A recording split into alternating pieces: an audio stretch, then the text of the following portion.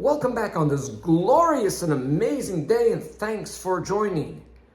For group one, what is the second impact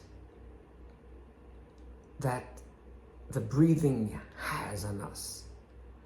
That we start being in the present via noticing our breath. And the second thing that we notice is something that enhances our happiness.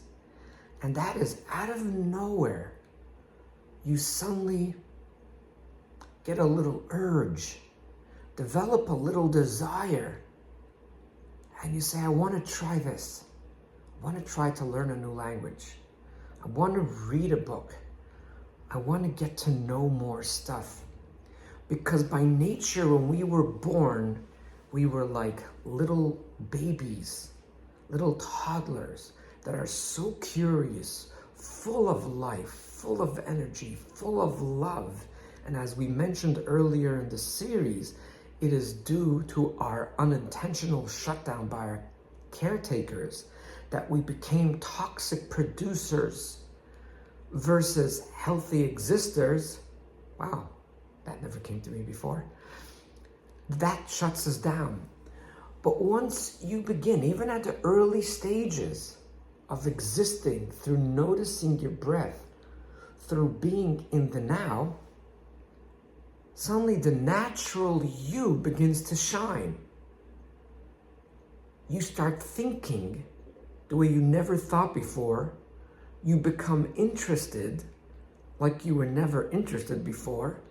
And that is really outstanding, that you could start tasting from the joy of life.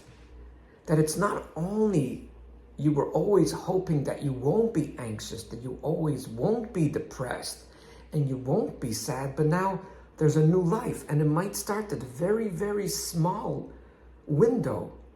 It's just going to be a little spark that I'm interested in something. But that keeps on evolving and that keeps on expanding. And ironically,